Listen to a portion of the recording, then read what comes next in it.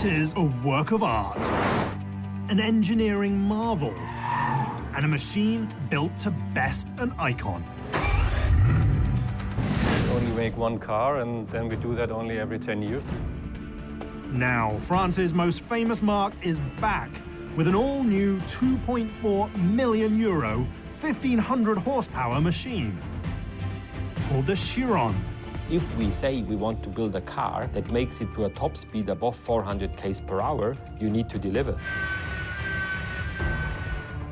After nearly a decade of design and engineering, it's finally time to push the boundaries of the automobile. This one is a pre-production car. Before the brand can deliver the machine to market, they must first race the clock and crack the 400-kilometer barrier. Here, have you a look on this? Every day counts, and there is no margin for error. This is a once-a-decade inside look at the last big push to build the next Bugatti.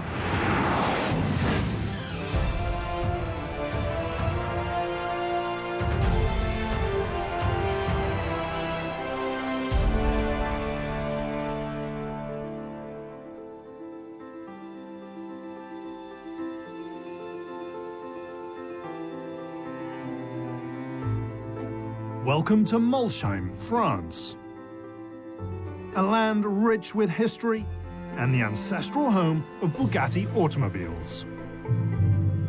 We are here in the atelier. That's the place where we produce all the Veyron before, and now we had to adapt the atelier to the new car, to the Chiron. This is one of the most unusual car factories in the world. Everything here is artisanal, and there's rarely a rush. Yet today, the pressure is palpable.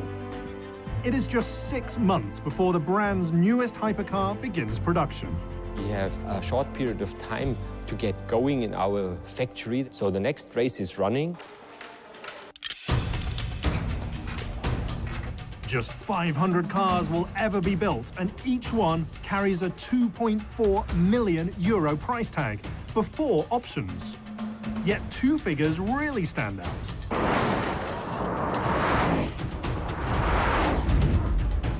The 1,500 horsepower engine and the goal to beat its predecessor's outright top speed on the racetrack. At present, we are the holder of the world speed record for supersports cars with 431 km per hour.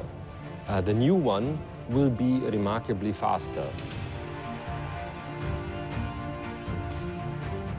It's a laudable target, but before the brand can achieve the goal, they first have to finish developing the machine. In this phase of the development, we have a lot of stress to bring the knowledge from the prototype to the series car. What we have to do now is the final tests. Ensuring that the Chiron works correctly is crucial. There's very little about the machine that is normal. And perhaps no car in modern history has had to bend physics quite so far in order to dethrone what came before it. We always have physical boundaries based on technical circumstances, but boundaries can be pushed. In 2005, the brand introduces the Veyron. It is a moonshot, the likes of which has seldom been seen in the automotive world. Our Veyron customers have all the reasons to believe their car is unbeatable.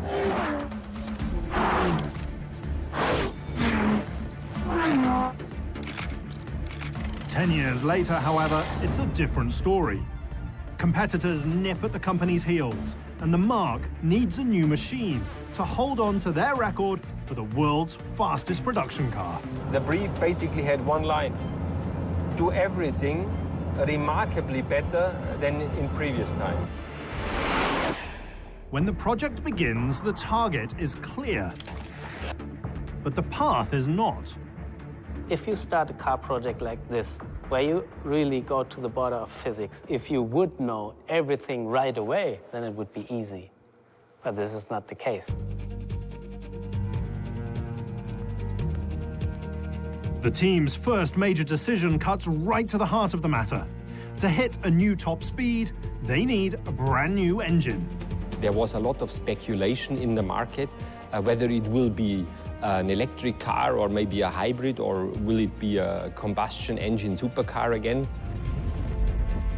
Engineers decide that the best course of action is to build upon the Veyron's famed W16 power plant. The biggest one is the requirement to improve the horsepower. Upping the ante has been a hallmark of the automotive industry since the beginning. The saga starts in 1886, when German inventor Carl Benz bolts a single-cylinder motor which has less than 1 horsepower onto a 3-wheeled carriage. 2 decades later, in 1908, Henry Ford puts the world on wheels when he introduces the Model T. The machine transforms society with just 22 horsepower. 47 years later, the first production car with a 300 horsepower motor arrives. Yet it will take another half a century before the introduction of the Veyron more than triples the number. Around the world, you can find a lot of supercars that have strong engines, that are powerful and drive very good. To have a unique design, a piece of automotive art, this is the challenge. By 2010, the car world is a very different place. At the dawn of the decade, over 50 different production cars now offer more than 400 horsepower. Almost 60 models come standard with 500 plus horsepower engines. And around 20 more machines have motors producing over 600 horsepower. It is the golden era of the combustion engine. Well, I think competition makes our life a little bit easier. You also can get spirit from your competitor cars. Where the Veyron once stood all alone, now there are at least 5 different hypercars capable of producing over 800 horsepower and hitting top speeds in excess of 340 kilometers per hour. The automotive market is the most challenging industry we see around the world. It's highly developed, and there are thousands of creative guys thinking about new technical solutions. The Chiron is perhaps the last, best hypercar of its era. And the zenith of the internal combustion age. It's the last real combustion engine in this horsepower level, because it's very complicated to make 1,500 horsepower as a combustion engine in such a car.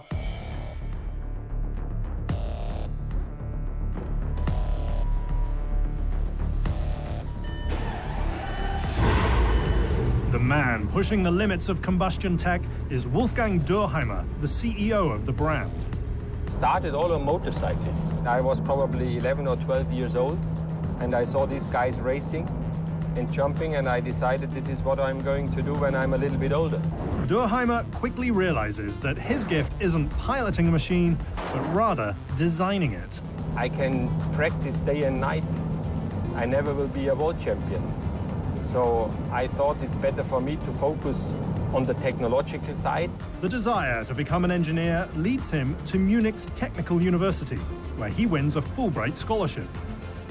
Yet it's an idle flip through a motorcycle magazine that changes his life. I read about a problem with racing motorcycles, and I thought this is a good subject to work on.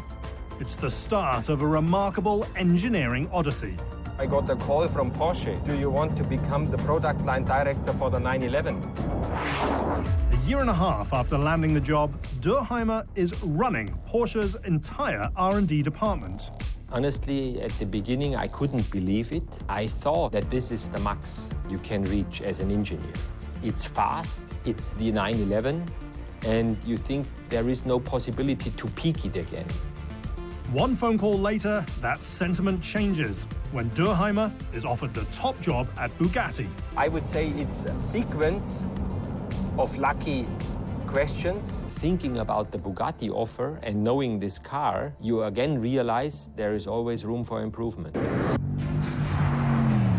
Improvement that starts 3 years earlier. The last iteration of the W16 produces 1,200 horsepower. To exceed the Veyron's top speed, engineers calculate that a new engine needs a 25% increase in power. That's equal to the entire motor in a normal car. We defined very early in the project that we need 1,500 horsepower. 1,500 horsepower motor would be the most powerful engine ever built for a series production car.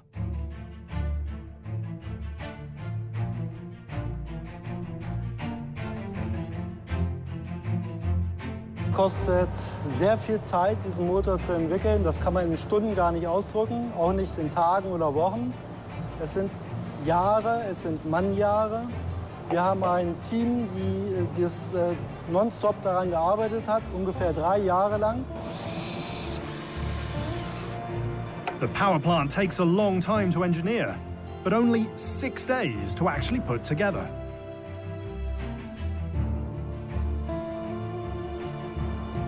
"95% of the power plant is new, but it's the 4 turbochargers that are the key.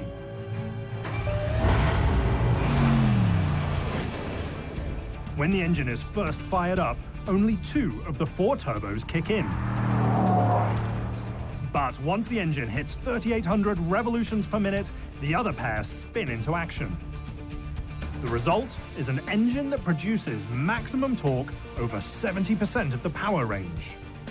Es gab durchaus Probleme bei der Entwicklung, die mich auch nachts nicht losgelassen haben. The extra power creates another challenge, namely how to cool the new motor. So the team develops a new water pump that's capable of circulating 800 liters of coolant. That's close to 10 average bathtubs. And at full speed, the pump moves that much liquid through the entire engine every single minute. Once the prototype engine is complete, they take it to an advanced test bench, where they discover yet another roadblock. When we put the engine at first on one dyno, the dyno was overheated and it breaks. To check their creation, the team has to build a new facility. To prove the engine's metal, they run it for 25 hours straight at full throttle.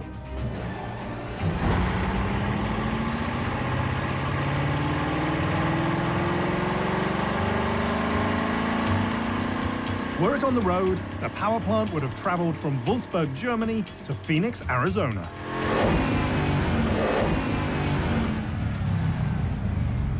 Heat management is a big challenge for such a car. If you have a combustion engine with 1,500 horsepower, you have more than 3,000 horsepower as heat reaction. 3,000 horsepower is enough energy to run an average house for over 2 months. Finding a way to dissipate it comes down to the stroke of a pen and a cut-off line.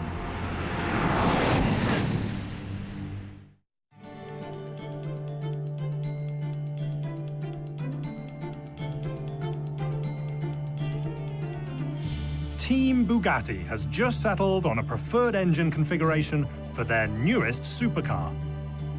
The question they now face is how to wrap it in a beautiful exterior. A new and next Bugatti is not done like that, with a finger snip. It occupied me day and night. Obviously, in a designer's head is, what's next? Achim Anscheit is the man tasked with reshaping an icon and keeping a brand alive. I worked on this car for more than 10 years, and there were various proposals that I did here in the studios, hundreds of sketches and models that we did. It was a big part of my life. It was a big gamble on my career as well. Achim's path to a pen doesn't begin with art, but rather an education in the pits.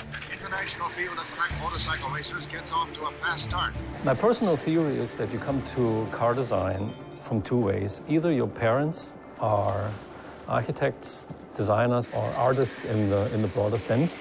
Or you come with a motor virus. My father was a motorcycle racer in the 60s. I grew up in the pit lanes of the Grand Prix world. Most car design is intended to help sell the machine. Inside the Bugatti design studio, the focus is a bit different. It has to be when you're defining a machine intended to blast well past the 400-kilometer-an-hour barrier. Everything starts with a lot of thinking, but the thoughts are best expressed by sketch work. Once the team defines the car on paper, it's time to move it into the digital world. So I think we started with the negative flicks, right? Eventually, you still need to touch and feel the machine. So an artisan sculptor creates a full-size clay model. Each panel is lovingly and painstakingly worked until it's perfect. The artistic lines need to look good, but it's the path air travels around the machine that's critical. For a car to go over 400 kilometers an hour, you need to carefully consider the aerodynamic flow around and through the car. Funneling clean air sounds easy, but it's not. As a vehicle is pushed forward, it creates turbulence. The more unsettled the air becomes, the less energy it contains. And the W16 power plant needs a massive amount of high-energy air. So, the team turns to Dallara, one of the most famous names in motorsports. If you've ever watched the Indy 500, you've seen their aerodynamically tuned chassis in action. Here we are in the Dallara's wind tunnel, where we test a 40% scale model, trying and understanding the aerodynamic behavior of the car. The engineering firm starts in 1972, and their early racing success crystallizes the notion that they can harness the wind. The wind tunnel has a fan which produces over 1,000 horsepower. This pushes the air towards the model. Dallara's tunnel can generate wind speeds up to 200 kilometers per hour. It's a far cry from the Chiron's eventual top speed, but fast enough to determine where the cleanest air lives. Inside the model, we have a balance which measures the forces. And we have up to 250 pressure channels that we use to acquire the data. The relatively tiny scale model helps aerodynamicists measure airflow around the car and even inside it. It's difficult to keep a car on the road when you go above 400 km per hour. Just compare that an Airbus is lifting off at around 280 kilometers per hour.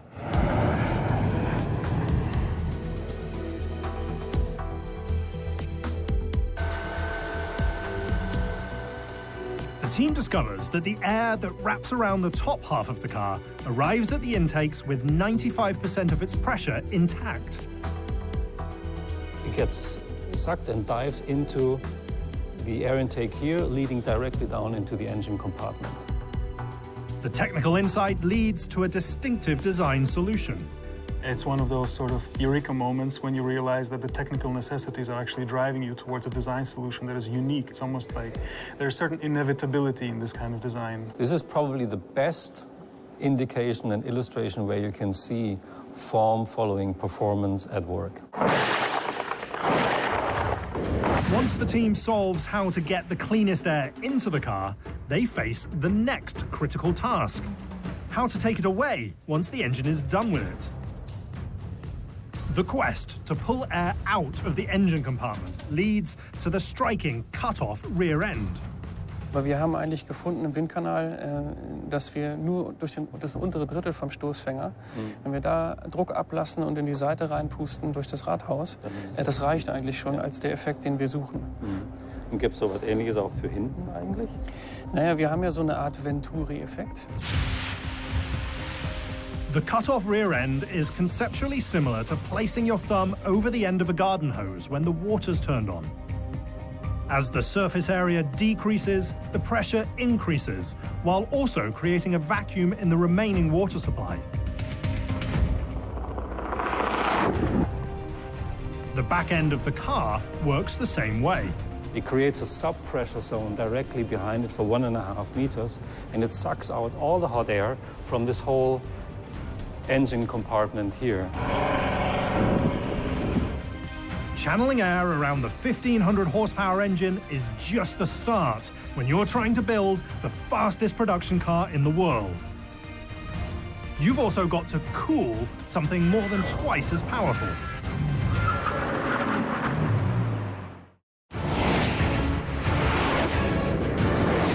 The Chiron's 16-cylinder power plant generates 1,500 horsepower, pushes the machine to a planned top speed well over 400 kph. Yet going fast is just half the battle. If you want to stop the car out of 400, you need 4,000 horsepower. So that means this thermal energy you have to get out of the car somehow.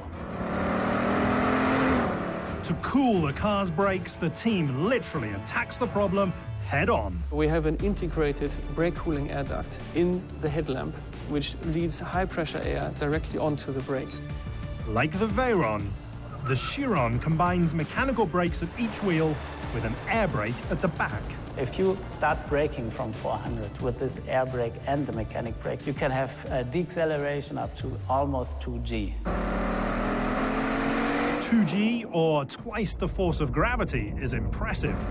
Yet the power of the mechanical brake is even more surprising. The new brake is 3 times more powerful than the engine. All that power is tested inside of a brake dyno.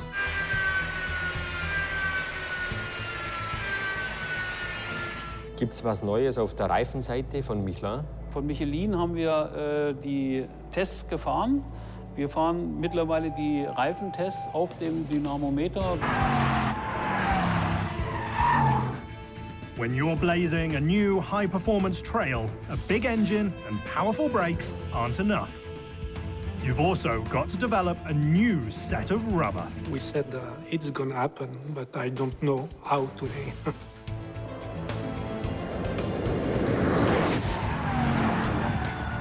Michelin starts designing a new tire at their state-of-the-art facility in Clermont-Ferrand, France. The massive proving ground houses a high-speed circuit, a one-of-a-kind wet track, and enough pavement to make a tire shriek in terror. For serious tires where you have, let me say, the guarantee, you have lifetime, including traction and high-speed conditions on a long distance.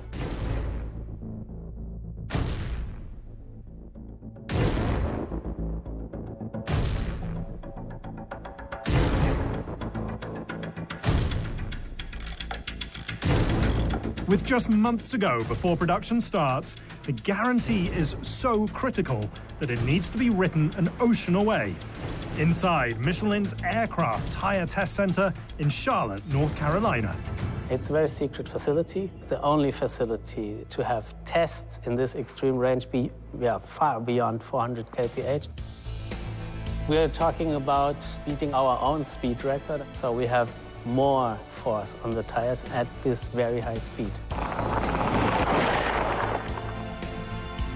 Above 430 kilometers per hour, a tire will experience over 3,000 times the force of gravity just inside its air valve. Michelin used to design tires for racing, 24 hours of Le Mans. Le Mans racing cars top out at around 340 kilometers per hour. The new Chiron will be over 25% faster. It's why we have to go here in this facility, because the machine that we use to validate the tires for Le Mans cannot run that fast. We have computer models and they show what we can do at this very high-speed areas, but there's no experience because we are the first who are doing this. Calibrating the digital realm with the real one comes down to one of the most powerful tire dynos in the world.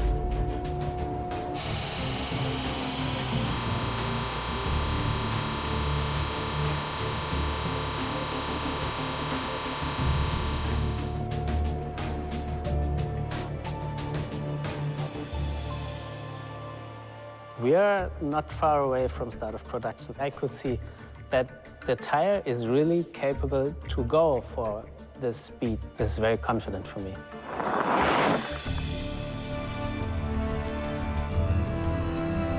As the start of production looms, the brand's future success on the track might very well hinge on a combination of science and nature.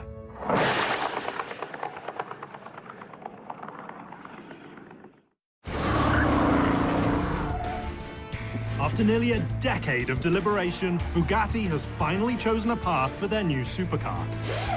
They've built and tested a 1,500 horsepower motor, designed an exterior shape with optimal airflow, and engineered new brakes and tires.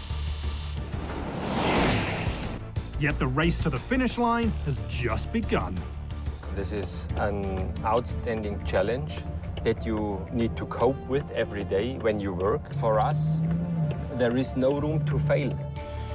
Now the clock is counting down towards the delivery of the first machine, and the pressure keeps increasing. Nothing is more important as this. In the past, we had sometimes colleagues, they forgot the birthdays of the children. To succeed, the team must merge the artistic exterior shape with the technical requirements needed underneath. So the process starts that we have a styling idea for the car and we have a technical vision.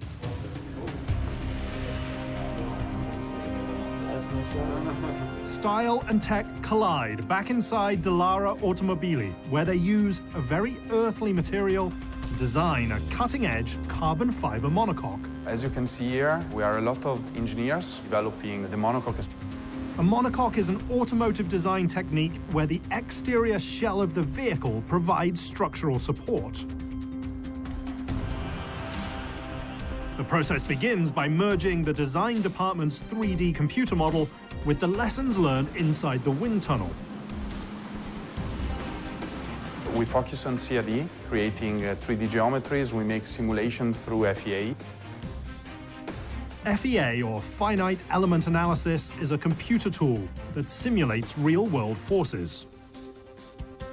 So here we are evaluating all what is related to stiffness, safety and strength of the structural chassis. The evaluation starts on an individual screen, but soon moves to a highly advanced virtual driving simulator, where a pilot can test the car before it's ever been built. Collectively, the team does over 100,000 simulations. We are achieving really very strong numbers in terms of stiffness. We are speaking regarding a car that is more than 50,000 Newton-meter degree. A vehicle with 50,000 Newton-meter degrees of stiffness is so strong that if you placed two average minivans on top of the left front wheel, the right rear wheel would only go up by 1 degree. The fundamental idea behind the machine's stiffness isn't new tech, but rather nature. The architecture that the team uses is similar to honeycomb. You have one skin of carbon, honeycomb, and then another skin of carbon. This is called sandwich structure that is typically from aerospace.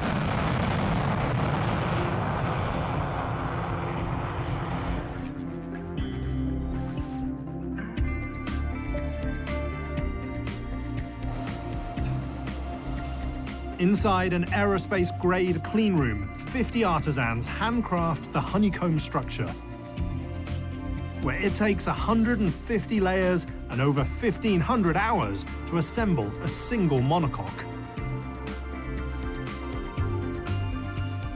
The process begins by layering carbon fiber sheets in a mold,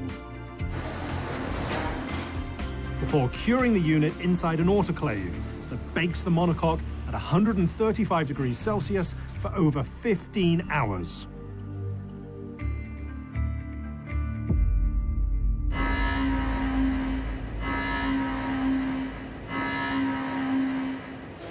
Once the unit is cured, it's moved into a climate-controlled, state-of-the-art milling machine, where it will take an additional day to remove excess material.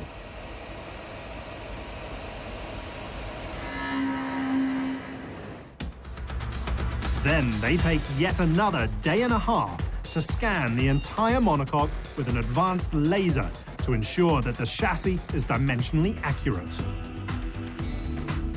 The finished monocoque weighs just 100 kilograms, and if all the carbon fibers were laid end to end, they would stretch from the Earth to the Moon 9 times.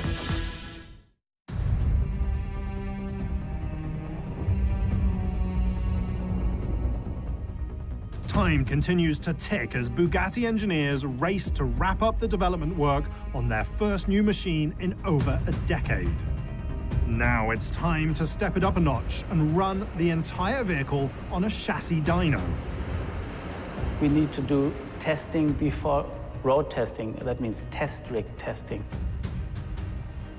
This rig could show all the forces and torques which are coming to each wheel, moving the complete car on the test rig. A 3.5-week run simulates nearly a year on the road. It's also the first improvement of the durability and to check really is the stiffness as simulated. Few people know the new Chiron inside and out, quite like Chief Engineer Willy Netteschil. I could believe it. I really have to say, because for each engineer, it's a dream. Nobody thinks really it's possible that you can get such a job. Amazingly, Netteschil's gift for engineering doesn't start at the track, but rather in the dirt. He leads VW's pickup truck project. In former times, after my study for mechanical engineering, I start for trucks. Netteschil and his team take prototypes for their first major public voyage across the Alps. It looks like fun, but is in fact a valuable tool for defining how far the project has come and how far it still has to go. I do a self-test now and then to evaluate the car yourself, to feel the reaction the car shows and what is the area where we still might need to improve. Next, the team takes the prototype to the famed Nardo circuit in Italy. Built in 1975, the course offers a unique 12.5-kilometer banked circle that's so large you can see it from space.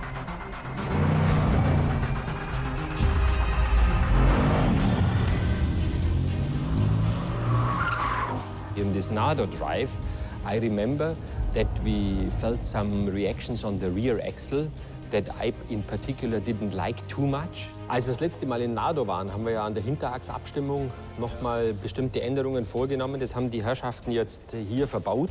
Genau. Funktioniert das auch im High-Speed-Mode? Every testing cycle, every couple of weeks, I'm holding my breath that nothing major will surface that will have us going back to the drawing board, because that would be pretty much a disaster right now.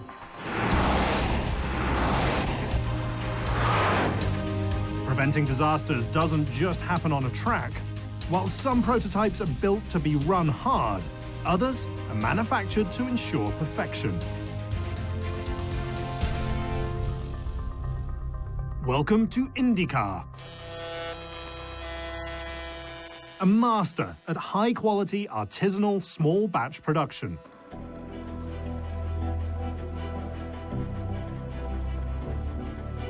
Here, the Chiron's interior is painstakingly put together. The craftsperson assembles an individual panel. Next, they install the piece on a precise modeling buck to ensure a perfect fit. Finished interiors are shipped nearly 550 kilometers to Molsheim, France.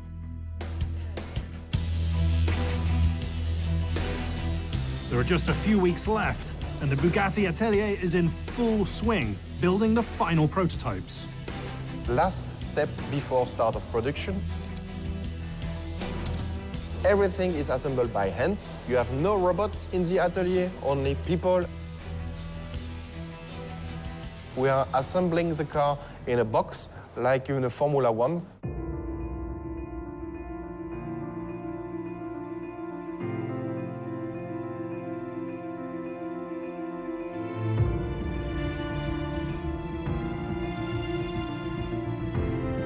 It takes 3 craftspeople to slide the motor into place.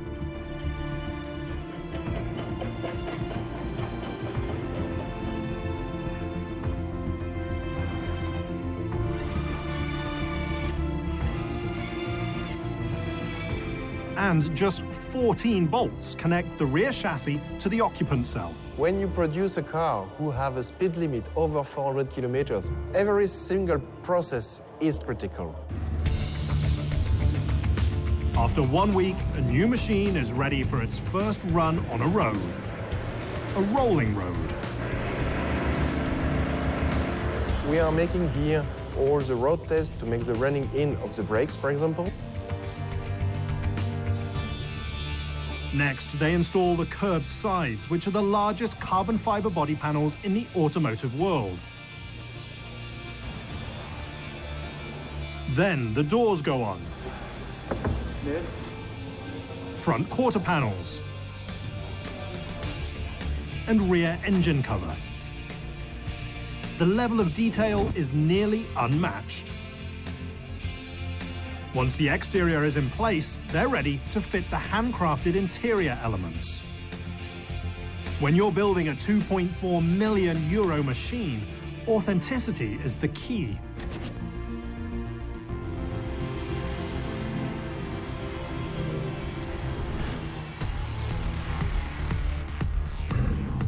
Finished prototypes head directly to one of the most unusual testing facilities in the world. And the only place on Earth where the team can push the edge of the high-performance envelope.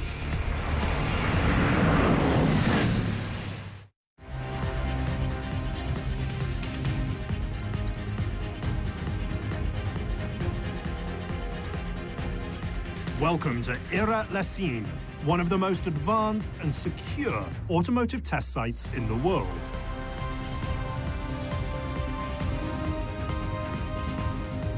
This is where the Chiron will either get its stamp of approval for the start of production or send engineers back to the drawing board.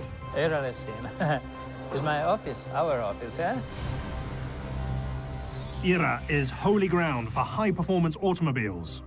This is the only place on Earth where car brands can push their machines safely towards the 450 km/h barrier. What is special here in Irat is really to have the top speed area. Engineering is often a marathon-like battle of measured steps. Before the team can go flat out for the world record, they need to incrementally prove the machine.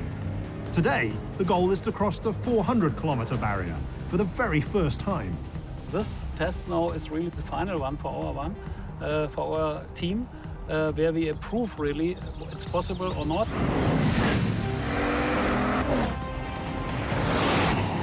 With the clock counting down towards production, the team can't afford any setbacks. High-speed stability tests, because now we drive to 400 kph.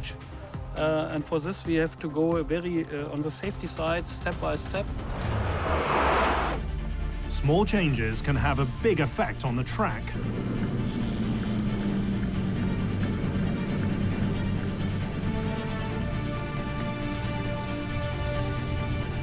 After a few laps, Loris returns to the pits. He can't cross 400 kph because the rear wing isn't deploying correctly. And if the team can't get the job done, serial production can't begin. I was telling them that I was doing some strange maneuver up on this banking. Before Loris leaves the pits, the team reworks the deployment control software. Try again. Try. Should I start the engine? Yeah.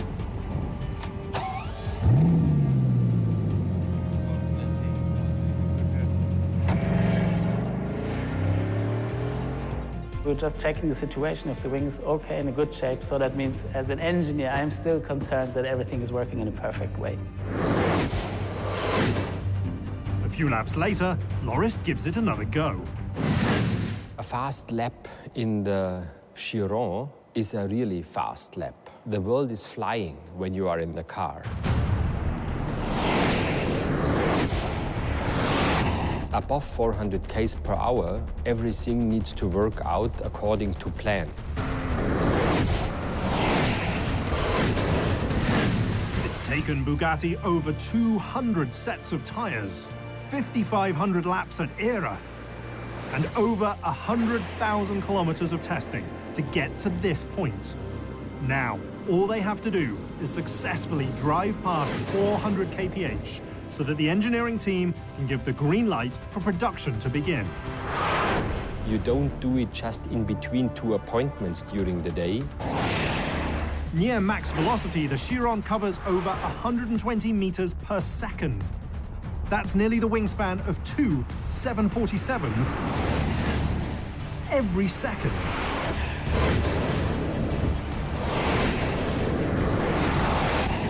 Years of engineering succeed when Loris eclipses 400 kph.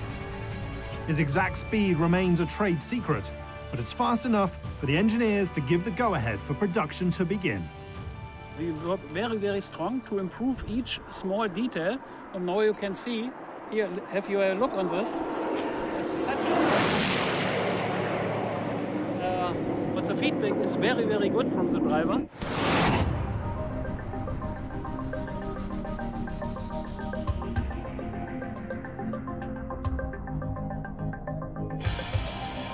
After years of late nights and hard days, the team has achieved the first step in their quest.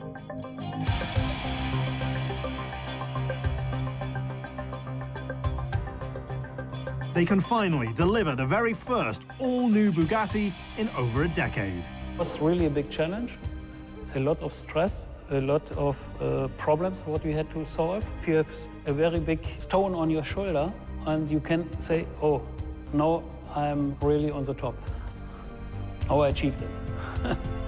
I always used to joke, my colleagues are doing 10 cars in a year and I do 1 car in 10 years. But it paid off, and I'm so happy that it's sitting here today. The machine is now built, but the brand's date with high-performance destiny remains. Only time will tell if Bugatti can best their very own world record for the fastest production supercar ever made. I'm thinking often about this record, but I'm confident that we can do it. We know that we are on the border of physics. Since the early 21st century, Bugatti has been the benchmark for sheer power and raw speed in the automotive realm. Their newest machine aims to go even faster and push the boundaries even further out of reach. We wanted to demonstrate the world how fast you can go in a road-legal car. And we are ready to challenge the rest of the automotive world to beat us. And there are some guys around that already tried it. We really enjoy the competition. It's like in racing. Racing alone is not that fun, but if you have some guys that give you a hard challenge, then life becomes interesting. The Bugatti Chiron. A handcrafted masterpiece, an engineering marvel, and perhaps the zenith of the combustion engine era of the automobile.